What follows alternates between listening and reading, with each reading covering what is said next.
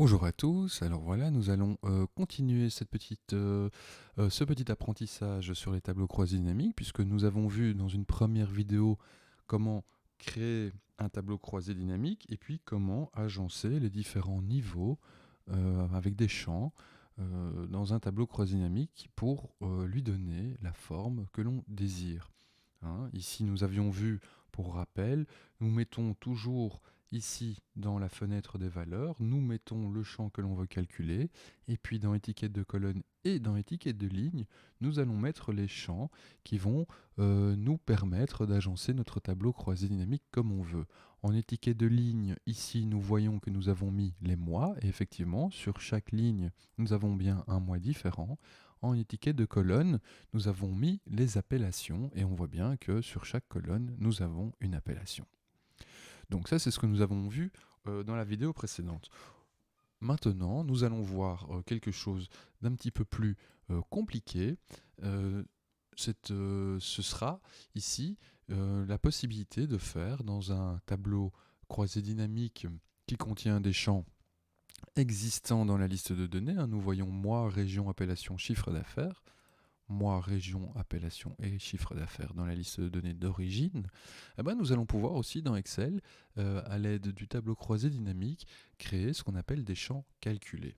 Des champs calculés, qu'est-ce que c'est? Ce sont des champs qui n'existent pas justement dans la liste d'origine. On voit ici, on a 4 champs, et si on voulait insérer un 5e champ, deux possibilités, soit on modifie la liste d'origine, mais alors on se retrouve donc avec une liste qui a un 5e champ, ou alors on peut aussi, dans le tableau croisé dynamique directement, créer des champs à partir de champs existants.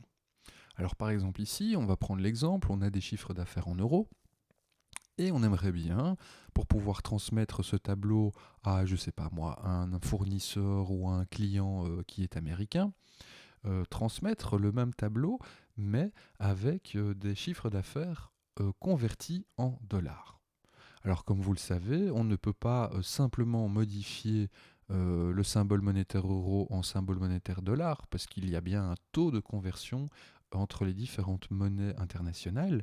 Donc si je modifie le format de cellule et que je mets des dollars ici, en fait les montants ne seront pas justes. Il faut convertir les montants en euros, il faut les convertir en dollars.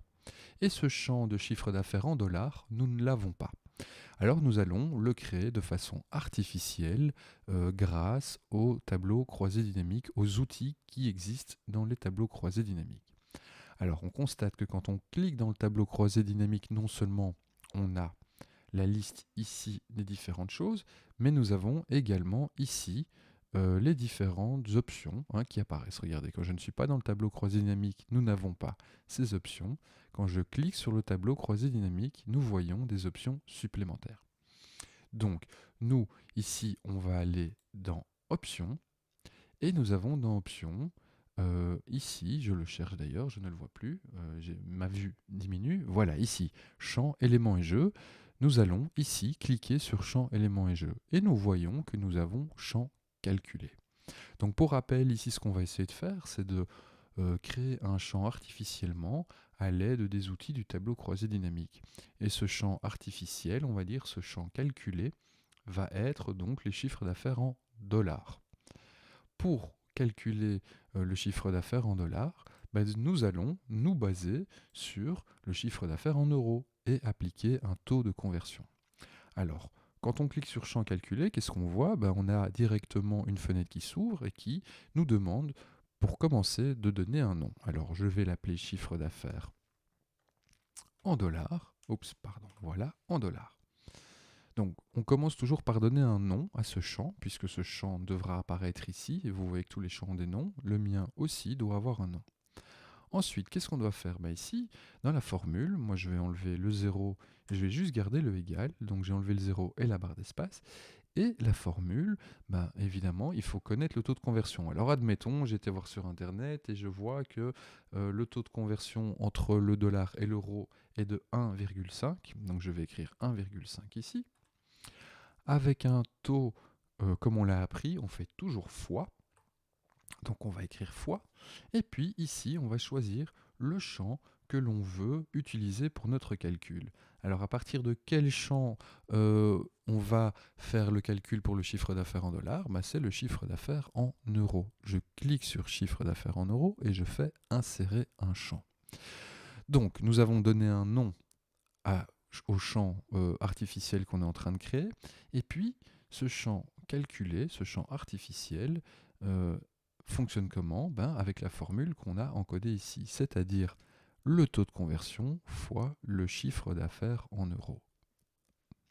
Une fois que ça c'est fait, n'oubliez pas de cliquer sur « Ajouter » pour que ce champ apparaisse maintenant dans la liste des champs. Si vous ne faites pas « Ajouter » et que vous faites « OK », ce que vous venez de faire n'a servi à rien. Donc maintenant, nous avons bien ici le chiffre d'affaires en dollars. On voit ici, dans la liste aussi, il a rajouté le champ chiffre d'affaires en dollars. Ce chiffre d'affaires en dollars est donc un champ artificiel qu'on vient de créer et qui part, si on clique dessus, on voit qu'il part du chiffre d'affaires en euros qu'on a multiplié par 1,5. Admettons que le taux de change soit de 1,5.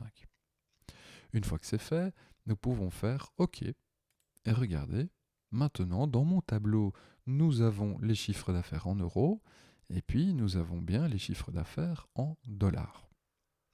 Alors, si vous êtes attentif, vous aurez remarqué que ce chiffre d'affaires en dollars, c'est bien indiqué dans le titre, mais par contre, dans les valeurs en elles-mêmes, il y a toujours l'euro. C'est embêtant, mais c'est pas très grave, puisque nous avions vu dans la vidéo précédente comment nous pouvons modifier la mise en forme, non pas des cellules, mais des champs. Donc, la somme du chiffre d'affaires en euros, on n'y touche pas, puisqu'on veut conserver les 2 décimales et le symbole monétaire euro.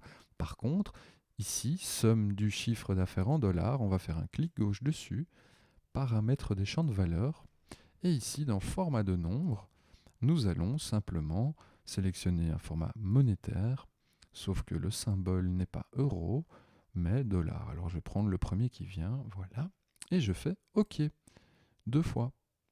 Qu'est-ce qu'on constate maintenant? Nous avons bien les chiffres d'affaires en euros avec le symbole monétaire euro, et les chiffres d'affaires en dollars, nous avons bien le symbole monétaire dollar. Alors admettons maintenant, le taux de change du jour, le 27 octobre 2020, c'est de 1,5. Et puis le lendemain, quand vous travaillez, on vous dit oui, mais le taux de change a changé, il est de 1,3 maintenant. Alors, c'est pas grave, on va pouvoir modifier. Donc vous voyez que nous avons toujours ici notre chiffre d'affaires en dollars. Nous allons retourner dans les champs calculés. Donc ici, champ, éléments et jeux. On va dans champ calculé. Et ici, dans la liste, nous devons, ici, sélectionner le champ que l'on veut modifier. Ici, vous avez la liste de tous les champs calculés que vous avez créés. Donc on va cliquer dessus, et vous voyez qu'on a une formule mathématique. On modifie, admettons, le chiffre d'affaires, le taux de change n'est plus de 1,5, mais de 1,3. Donc je change le 1,5 en 1,3, je fais modifier, et regardez bien, les chiffres d'affaires en dollars vont changer. Je fais OK. Et on voit bien que les valeurs ont été automatiquement recalculées. Voilà donc comment faire un champ calculé à partir donc de champs existants. N'oubliez pas que simplement si vous n'avez plus besoin d'un champ, par exemple maintenant que mon tableau a été envoyé à mon client ou mon fournisseur américain, je n'ai plus besoin de ce champ calculé, simplement je le retire de la liste en glissant le champ correspondant, je le remets en haut dans la liste et on voit qu'il a disparu. Si le lendemain j'en ai de nouveau besoin, simplement je vais le reglisser dans la liste. Et on voit que malheureusement, il a quand même perdu le format monétaire que nous avions appliqué. Donc de nouveau, il faudra retourner dans paramètres des champs de valeur, format des nombres, monétaire, et modifier ici, prendre le dollar. Voilà, c'est un petit peu de chipotage, mais ça fonctionne. Sachez également que, comme nous avons maintenant 2 champs bien distincts, nous avons tout à fait la possibilité de demander ici, par exemple, pour le chiffre d'affaires en euros, d'avoir une somme, et ici on peut très bien demander de façon indépendante d'avoir la moyenne en dollars. Ça complique évidemment un peu le tableau, ça n'est pas une bonne idée, mais c'est pour vous montrer simplement que les champs, quand ils sont insérés comme ça, ici dans les valeurs, l'opération mathématique ici que vous faites, hein, le résumé du champ de valeurs, comme ils appellent ça, est indépendant. Donc vous pouvez très bien, sur un champ, faire une somme, sur un autre champ, faire une moyenne. On pourrait même imaginer avoir, je vais retirer le champ chiffre d'affaires en dollars, on pourrait même imaginer avoir 2 fois le chiffre d'affaires en euros, une fois avec la somme et une fois ici avec, par exemple, la moyenne. Donc dans notre tableau, maintenant, nous avons ici les totaux sous forme de somme et ici, nous avons des totaux, on va dire, sous forme de moyenne pour le même produit à chaque fois. Voilà. Donc ici, simplement, je vais le retirer pour simplifier mon tableau. Alors, pour terminer, simplement, que dire? Oui, il y a quand même encore quelque chose que j'aimerais voir avec vous. Donc, nous avons vu les champs calculés. Nous allons voir aussi que ces tableaux croisés dynamiques peuvent être modifiés très facilement sous une forme assez particulière qui est de faire en sorte qu'Excel calcule par rapport aux montants qui sont dans le tableau, les transformer en pourcentage du total, par exemple. Alors regardez, ici, nous avons affiché les valeurs. Et vous voyez que pour l'instant, il ne fait aucun calcul, mais je peux très bien demander de faire, par exemple, par rapport au total général. Qu'est-ce que ça veut dire par rapport au total général? Ça veut dire que le pourcentage, la valeur qui est ici, par exemple pour Bordeaux janvier, si je coche ici pourcentage du total général, ça veut dire que lui, qu'est-ce qu'il va faire? Il va prendre cette valeur-là et il va m'afficher euh, sa valeur en pourcentage par rapport au total général qui est ici. Alors si vous vous souvenez hein, dans Excel, enfin en mathématiques plus généralement, pour calculer un pourcentage, on prend la valeur d'origine que l'on divise, que l'on divise par le total. Et qu'est-ce qu'on voit? Qu'est-ce qu'on obtient? On obtient 0,003. Alors évidemment, ici, je vais le cliquer sur pourcentage pour voir, ça nous fait 3%. C'est-à-dire que ici, cette valeur-là représente 3% du chiffre d'affaires du total général. Voyons si effectivement c'est bien le cas. Donc, je vais aller dans les options et demander ici d'afficher les valeurs en pourcentage du total général. Et nous voyons effectivement 3,38. Ici, bon, il avait arrondi à 3, mais si j'augmente les décimales, pardon, voilà, on voit c'est bien la même valeur, 3,38. Donc, on voit ici que notre montant a été transformé en pourcentage par rapport au total. Le total, lui, évidemment, est de 100%, puisque le total divisé par le total, ça fait 1, et 1 en pourcentage, ça fait 100%. Donc, vous avez la possibilité ici d'afficher les valeurs en pourcentage du total, mais par exemple aussi on pourrait demander, je vais remettre aucun calcul, ici le Bordeaux, je voudrais savoir quelle est sa valeur en pourcentage par rapport au total de la colonne, c'est-à-dire non plus par rapport à 71 912, mais par rapport à 14 010. Alors de nouveau, si je le fais sur le côté, on va vérifier, je prends la valeur pour Bordeaux janvier, que je divise par le total de Bordeaux, et j'obtiens donc ici à nouveau une valeur, je vais agrandir, voilà, 17,37. Voyons ce que ça donne maintenant si je demande à Excel de le faire non seulement pour Bordeaux janvier, mais pour tout le tableau en 2 clics. Donc je retourne dans les options du tableau croisé dynamique, afficher les valeurs, et ici j'ai pourcentage du total général, c'est ce que je viens de faire, mais on va faire pourcentage du total de la colonne. Et nous voyons, cette fois-ci, chaque colonne représente 100% de la colonne, et ces 100% sont constitués des différentes valeurs que l'on voit dans cette colonne.